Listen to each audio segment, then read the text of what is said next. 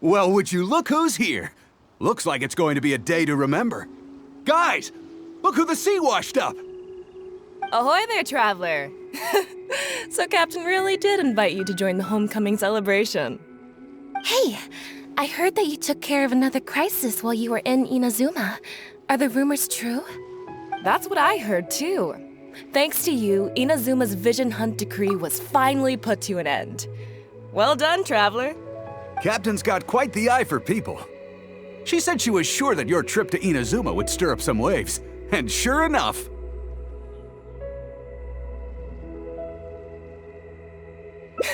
Look at you, being so modest. We all know what you did to protect Liyue Harbor. I've heard that they tell stories about you in Mondstadt, too. The honorary knight. Pretty impressive. I'd say someone of your caliber would be right at home in the cracks. Right, sailors?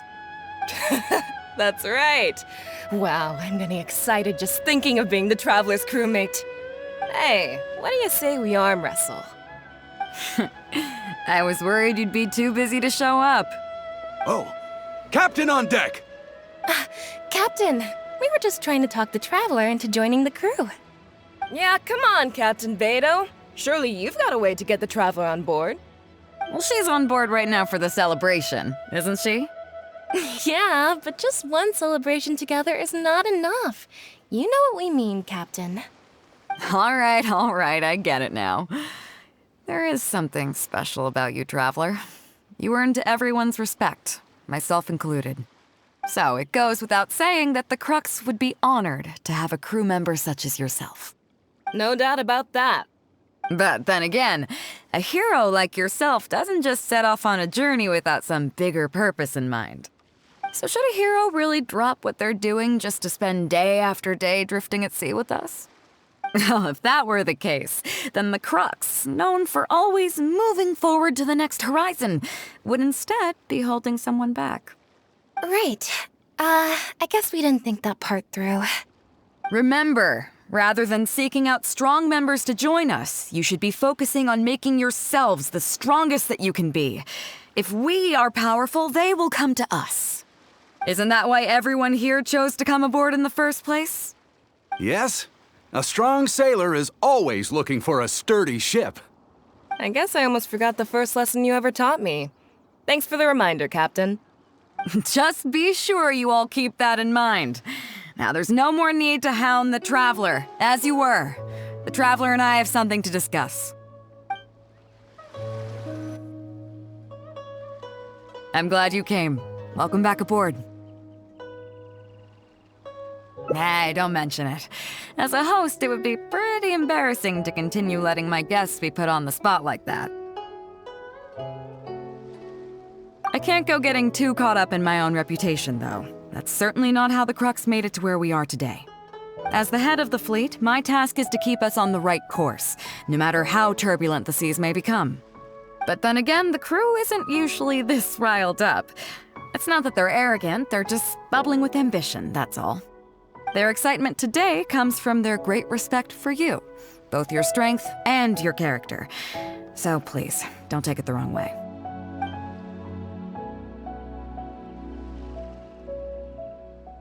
All good then. Great.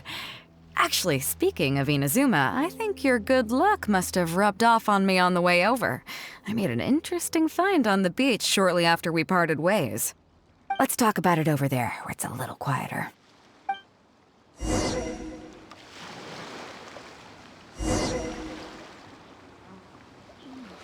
of herbs is running a bit low.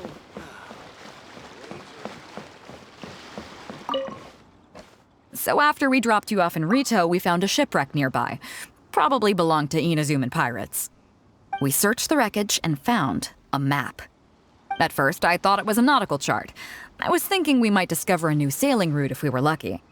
But after a closer look, I realized it wasn't a map of the sea at all. It was a Liyue treasure map, and no ordinary one at that. Nothing like that.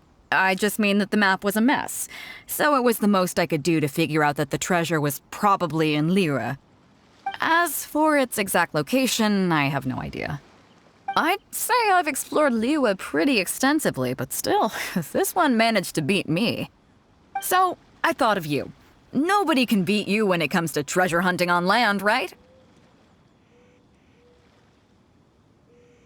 Is that right? Well then, it looks like I'm in good hands. Here's the map, see what you can make of it. So, where do you think it is?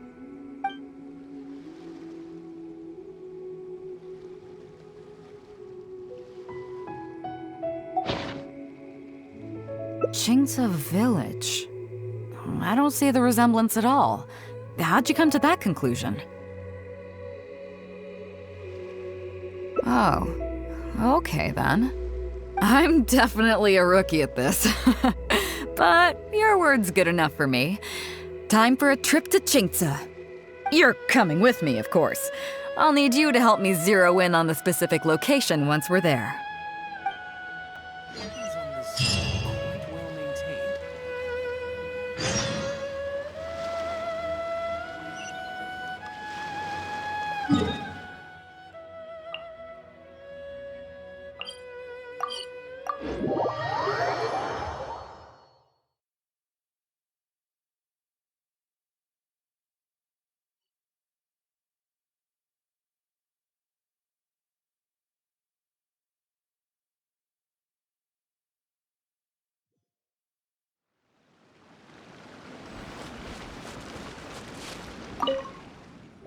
Ah, Beidou! Wow, and the traveler! My goodness, what's the occasion? Just here to visit us old folks once again? It hasn't been all that long since we last had a visit from the Crux. But I'm glad you picked today. You're just the people I need. These two young rascals. They've been arguing with each other non-stop about some petty nonsense or other. I'm too old to get through to them. They won't listen to me. Please, talk some sense into them. Rest assured, Granny Zhuoxin, whatever the situation is, the Traveler and I will take care of it. Oh, thank goodness. It's Captain Beidou. You couldn't have come at a better time. You're the voice of reason I need in this situation. Captain, please, help me get justice. Whoa, hey. What exactly is going on here? Spit it out, tell me everything. It makes me mad just talking about it. G here, I don't know if he's got a screw loose or what his problem is. But anyway, he took it upon himself to raise, well, practically a whole army of finches, okay? And now guess what? They fly onto my land and completely destroy at least half of my crops. I asked him to pay compensation, but he refused. Now how is that fair? Captain, I'm innocent. They're not even my finches. I just thought they looked kinda cute, you know, so I fed them a couple of times. They're wild birds, though. A couple times? Are you kidding me? That's rich. Really rich. There were 2 of them when you first started. 2 finches. Now you have a whole roof full of finch nests. I swear, every time I come by your place, I think I'm at a bird market. I'm telling you, you are not gonna get away with this anymore. So, yeah, I mean, they laid a few eggs, made a few nests, but finches gonna finch, you know. These are wild birds. I mean, they'll do whatever they please. So that's how it is. I think I got the picture. What's your take?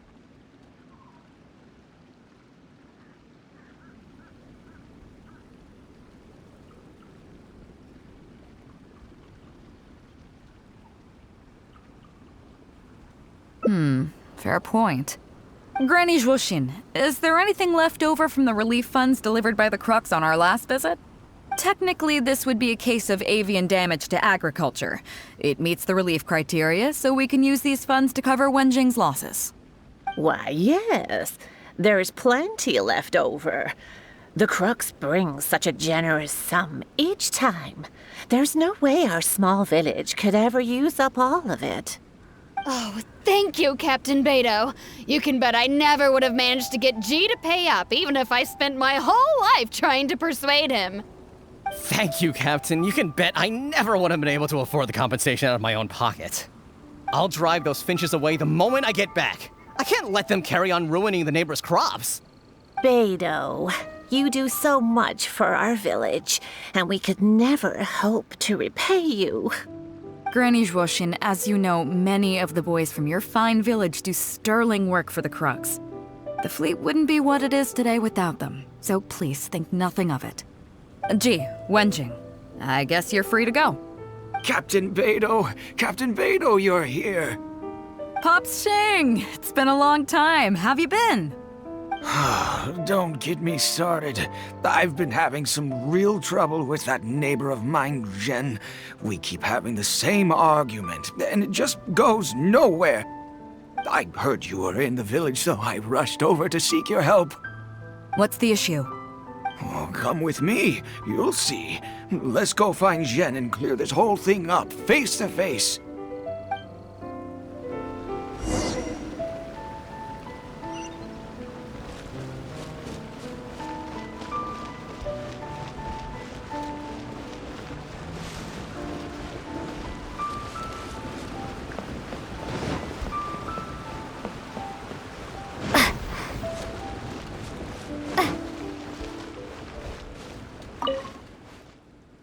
Captain Beidou, you're here.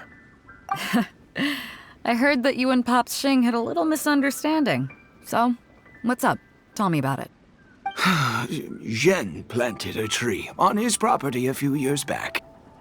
I had no issue with it at the time. It's just a tree. But a few years on, it's grown taller than the roof of my house.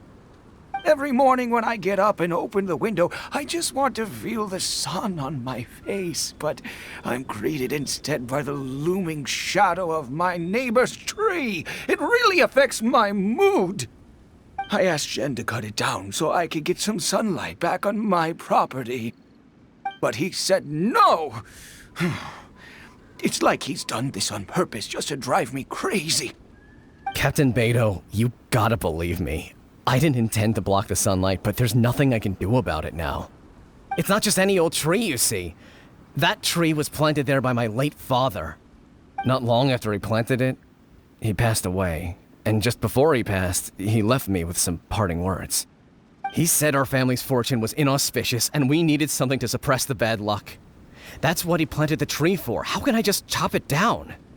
I'll be honest, I spent a few years studying in Liyue Harbor, so I don't actually share his superstitious beliefs. But still, that doesn't change the fact that this was my father's dying wish. Okay, I think I'm all clear on the situation. What are you thinking?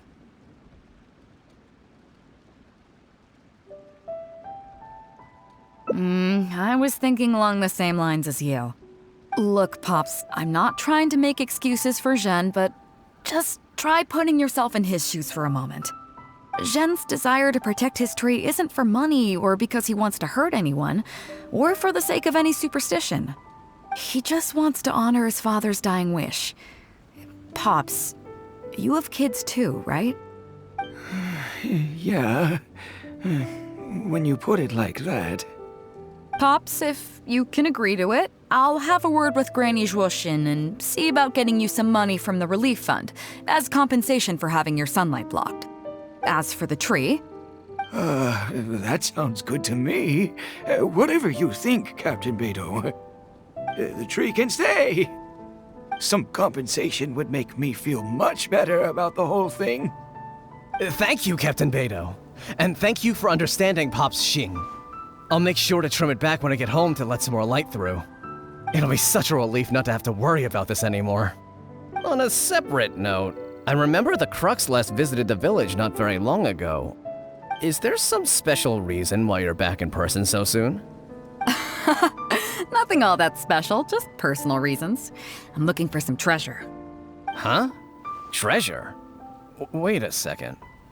That reminds me, I saw Chongping and Defu arguing in the fields earlier. It sounded like they were both trying to lay claim to some treasure. I don't know if it's related to the one you're looking for, but But anyway, they're probably still there now. Really? Okay, well, you and Pops Shing can go about your business now. I'll go see what the situation is.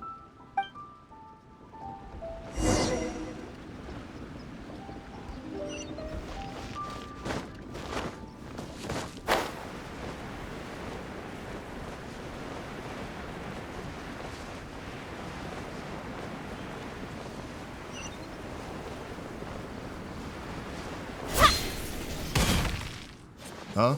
Beidou, you're just in time. Defu's being completely unreasonable. What happened? I'm not being unreasonable, Captain. I got Changping to help me plow my land because it's the busy season. And then, what do you know? He plows up a treasure chest. Way I see it, it's my land, so the treasure belongs to me, right? I think it's a pretty clear-cut case. You say that, Defu, but what you're forgetting is that I came to help you plow your fields out of the goodness of my heart, and you haven't paid me a single mora. It was also my plowing that turned up this chest. However you cut it, surely I'm entitled to at least some of the treasure.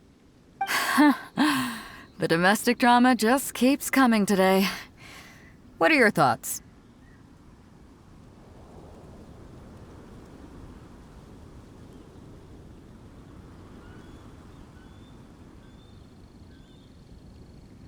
Okay, I think I'm up to speed here. If you two really want to take this further, I can get a legal expert from Liyue Harbor to adjudicate. As for the costs, I'll cover them. What do you think? Neither of you seems thrilled about this course of action. Okay, so plan B. I'll be straight with you. The reason I came here today was to look for some treasure. Chances are it's hiding right there in the chest you're both fighting over. So, how about you two stop fighting over it and do me a favor by handing it to me? Of course, I'll be indebted to both of you. If either of you ever needs anything in the future, the Crux will not hesitate to lend you our support. Captain, you're far too kind, really. Indebted? That won't be necessary. If you want this chest, you go ahead and take it. Yep, totally agree. If only I'd known you were looking for this chest. You should have said something. I would have delivered it to you personally to save you the trip. It seems like it's been quite a busy day for you, helping us settle all our little quarrels. Come on, let's go to the village. I'll rally the masses. We'll get some good food and good drink and have a good old get-together. Don't worry about the chest. I'll carry it over.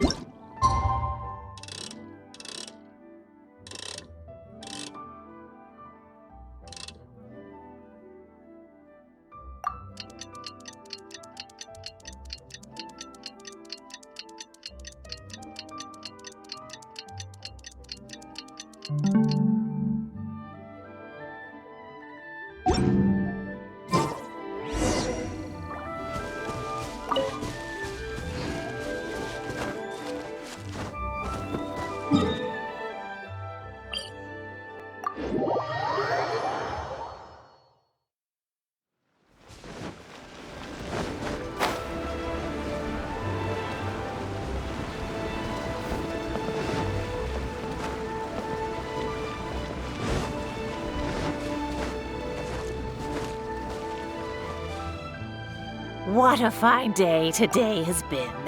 Beidou has solved an awful lot of problems in our village.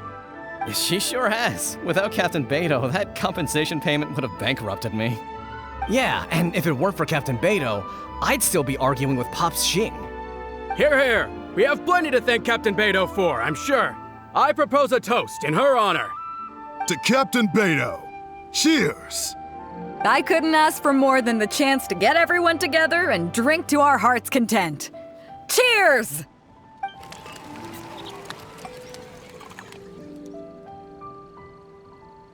Phew, that really hit the spot. Want to get some air? The view in this place is pretty good. We can take a look through the contents of that chest while we're at it. Changping placed it by the water wheel. Are you kidding? Beidou can handle her liquor. Come on, let's go.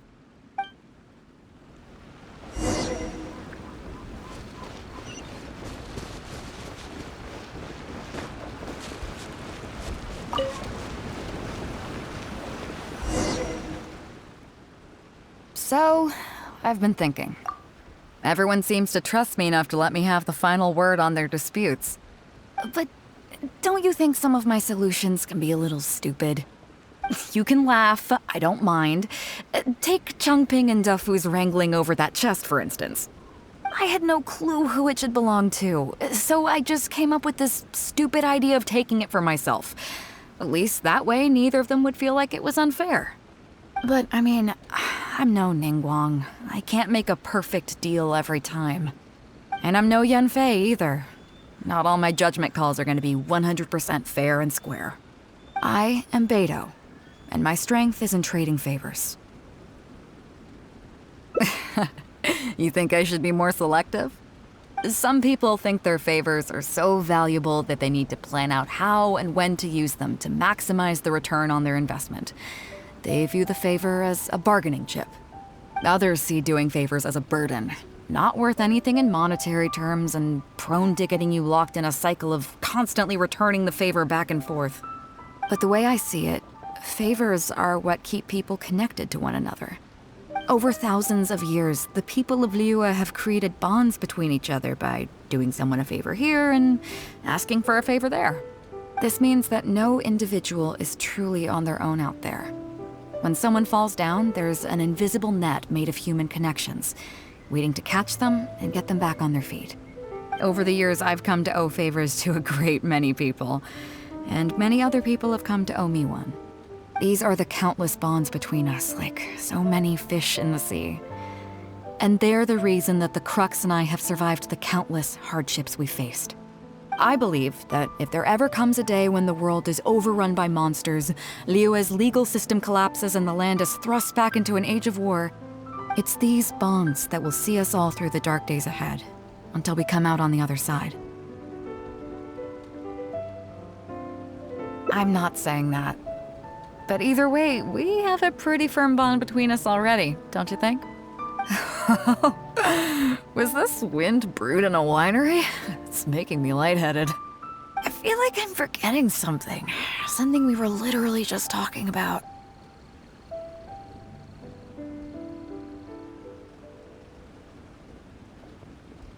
Oh, yeah, the chest! Oh, I got so immersed in our conversation that I forgot all about the main event. Come on, let's open it up and see what's inside.